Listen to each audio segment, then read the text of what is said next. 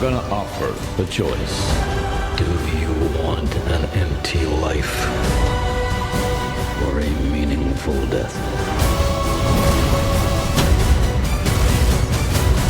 You're not a man. You're nothing more than a maniac. I'm not afraid of you. No politics here. Just good old-fashioned revenge.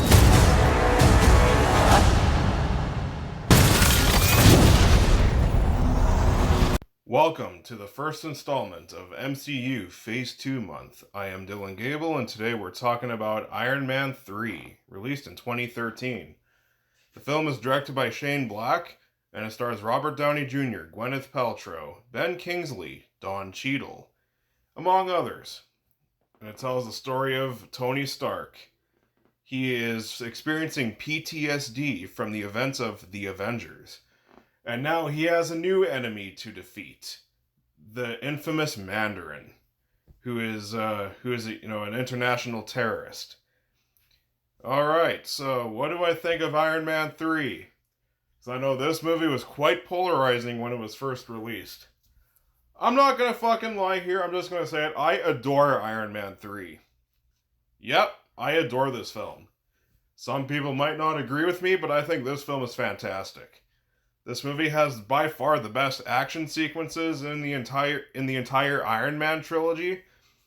This is one of the absolute best performances Robert Downey Jr. ever gives as Iron Man and Tony Stark. This is one of his most emotional roles. He really sells it in the dramatic scenes, which this movie is surprisingly full of. And also, this movie has some great comedic moments with him as well. This is one of the funniest films in the MCU. It's kind of a given because it's directed by Shane Black. And yeah, the visuals are great.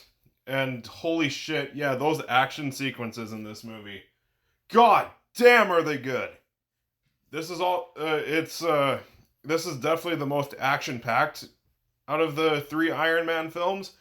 And boy, are those action sequences a blast. Like that whole fucking airplane sequence with one of Iron Man's suits, and yeah, that shit was thrilling. And what else was there? Oh yeah, the scene where Iron Man's home just gets fucking annihilated. That shit was great. This movie has some great fucking action. The action is directed with the action is superbly directed. That's what I'm gonna say here. And yeah, this movie has some of that quick, snappy dialogue that Shane Black is known for. And this movie's extremely well paced. It's funny how this is the longest Iron Man movie, but it actually felt the shortest. This movie just has some very quick pacing, and it is extremely well done, very tightly edited, extremely well done.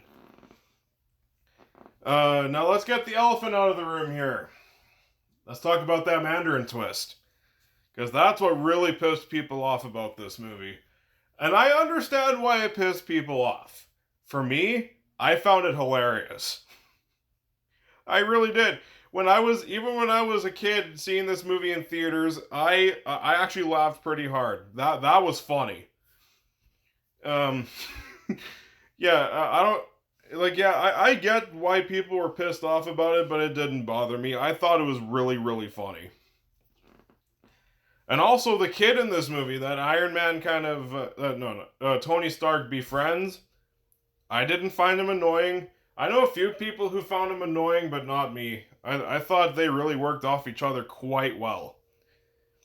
And it even has a nice little ending for him in this film as well, so that was a nice touch.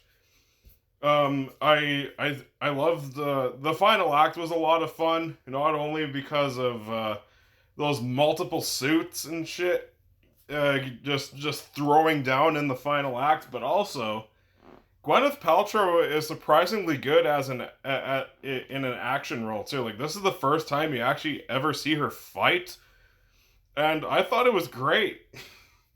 It actually kind of had me sold as her being a competent action actor or actress, whatever. Don't fucking try to correct me in the comments. But yeah, The only issue I really have with this film is the part where Iron Man or Tony Stark fucking he gives his fucking address and shit to the Mandarin like a bit of a ways into the movie. Like this is just before that whole house destruction sequence. I thought that was kind of I don't get how people were more mad about the Mandarin twist. That this scene I thought was so fucking stupid. I don't know why he would do that. That was such a dumb move. Like I'm serious. If he wouldn't have done that, he would still have his house. Pure and simple. And he wouldn't have put his own life and Pepper's life at risk. That's just me. That's my only issue with this film.